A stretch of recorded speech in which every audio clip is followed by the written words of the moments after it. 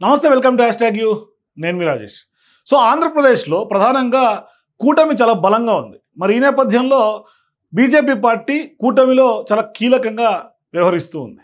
So ఇప్పుడు కమలం party జాతీయ స్థాయిలో కేంద్రంలో ఉండి కూడా రాష్ట్రంలో చాలా కీలకమైనటువంటి భాగస్వామి కూటమిలో ప్లే చేస్తూ ఉంది. సో ఈ నేపథ్యంలో ఆ రాష్ట్రానికి కమలం పార్టీ అధ్యక్షుడిగా కొత్తగా మాధవ్ మొన్నటికి మొన్న నియమితులయ్యారు. కానీ ఇప్పుడు కొంత బీజేపీ ఒంటరిగానే నిలదొక్కునే ప్రయత్నం చేస్తుంది. అంటే కొంత దాని గ్రౌండ్ సెట్ చేసుకుంటుంది ఆంధ్రప్రదేశ్లో.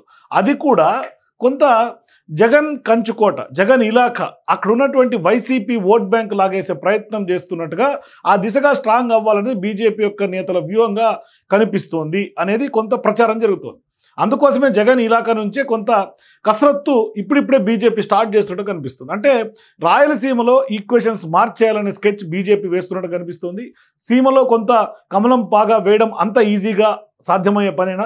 మరోవైపు మాధవ్ వ్యూహం ఏంటి? ఒకసారి ఇప్పుడు జరుగుతున్నటువంటి ఆంధ్రప్రదేశ్ రాజకీయాల చర్చ ఏంటంటే, ఇప్పుడు కూటమిగా బీజేపీ ఉన్నాము, మరోవైపు టీడీపీ జనసేనతో కలిసి ప్రభుత్వంలో కొనసాగుతుంది. అయినా సరే సొంతంగా బీజేపీ ఎదగాలనుకోవటం ఎప్పటి నుంచో కొంత ఉన్నప్పటికే సాధ్యపడట్ల. కానీ పొత్తు లేకుండా మనం బలంగా మనకు మనమే ఉండాలనే వ్యూహం ఇప్పుడు బీజేపీ రచిస్తుంది. కానీ గత చరిత్ర తీసుకున్నా, రాబోయే రోజులు తీసుకున్నా ఖచ్చితంగా ఒంటరిగా బీజేపీకి అది తెలుగు రాష్ట్రాల్లో సాధ్యమయ్యే పరిస్థితులు కనిపించట్ల. బీజేపీ తెలంగాణలో కొద్దో గొప్ప కొంత ఉన్నప్పటికి కూడా అధికారం వచ్చేంత సత్తా సరిపోవట్ల తెలంగాణలో కూడా. ఇప్పటికే గెలుపోటములను ప్రభావితం చేసే ఓట్ బ్యాంక్ ఉందని కొంత కమలనాథులు చెప్పుకుంటూ ఉన్నారు. అంటే వాళ్ళు భరోసాగా కనిపిస్తున్నారు. కానీ రాయలసీమలో సగానికి పైగా సీట్లు గెలుచుకునేందుకు ఇప్పుడు బీజేపీ ప్లాన్ చేస్తున్నట్టుగా కనిపిస్తుంది. మరి ఏపీ బీజేపీ కొత్త అధ్యక్షుడు మాధవ్ అయిన వెంటనే, అంటే అధ్యక్షుడు అయిన వెంటనే జగన్ ఇలాఖా కేంద్రంగానే పార్టీని కొంత యాక్టివిటీస్ అంతా కూడా స్టార్ట్ చేసేందుకు రెడీ అవుతున్నట్టు కనిపిస్తుంది. అంటే వచ్చే నెలలో రాయలసీమలో బీజేపీకి సగానికి పైగా సీట్లలో విజయం సాధిస్తుందనే స్లోగన్ తోటే సీమలో పర్యటిస్తున్నారు మాధవ్. మరి రాయలసీమ జిల్లాల్లో మొత్తం 53 అసెంబ్లీ స్థానాలు ఉన్నాయి. వీటిలో సగం అంటే 25 పైనే. మరి ఆ రేంజ్లో విజయం అంటే బీజేపీకి అది అసలు సాధ్యమేనా అనే ప్రశ్న ఉత్పన్నమవుతుంది. అంటే మొన్న గెలిచినటువంటి సీట్లు కూడా టీడీపీ జనసేన బలం బీజేపీకి యాడ్ అన్ అడ్వాంటేజ్గా అయ్యింది. అంటే ఒక రకంగా చెప్పాలంటే కూటమిలో ఓట్స్ అన్ని కూడా ఈక్వల్గా ట్రాన్స్ఫర్ అయినాయి. అన్ని రాజకీయ పార్టీలకు కూడా ఇబ్బంది లేకుండా ట్రాన్స్ఫర్ అయినాయి. మరి అటువంటి సందర్భాల్లో ఇప్పుడు అసలు అది సాధ్యమేనా అనే చర్చ బలంగా జరుగుతుంది. మొన్న ఎన్నికల్లో జమ్మలమడుగు నియోజకవర్గంలో విజయం దక్కించుకున్నారు. అయితే బీజేపీ ఎప్పుడు గెలిచినా టీడీపీతో పొత్తు ఉన్నప్పుడు మాత్రమే ఇది సాధ్యమవుతూ వస్తుంది. కానీ ఇప్పుడు టీడీపీతో పొత్తు కాదని 2019లో ఒంటరిగా పోరాటం చేసినప్పుడు పెద్దగా ప్రభావం బీజేపీ చూపలేకపోయింది. అయితే పొత్తు ఉంటుందని చెప్తున్న నేపథ్యంలో వచ్చే ఎన్నికల్లో బీజేపీ ఎన్నో సీట్లు గెలుచుకునే అవకాశం ఉంటుంది. కానీ మాధవ్ చెప్తున్నట్టుగా సీమలో సగానికి పైగా సీట్లు అంటే కొంత కష్టం అనే టాకే ప్రధానంగా పొలిటికల్ సర్కిల్స్లో వినిపిస్తుంది. ఎందుకంటే రాయలసీమలో ఉన్నవే 53 సీట్లు, అందులో పొత్తులో బీజేపీకి 25 సీట్లు ఇచ్చేందుకు టీడీపీ ఒప్పుకోకపోవచ్చు. ఒకవేళ ఇచ్చినా రాయలసీమలో బీజేపీ పాగా వేయడం అంత ఈజీ కాదన్న టాకే ప్రధానంగా వినిపిస్తుంది.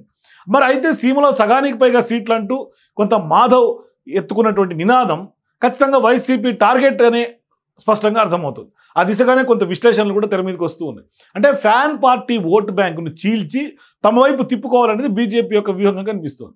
మరి ఇప్పుడు టీడీపీని డిస్టర్బ్ చేయకుండా తమ ఓట్ బ్యాంకు కూడా పెంచుకోవాలనే ప్లాన్ తోటే ముందుకెళ్తోంది బీజేపీ.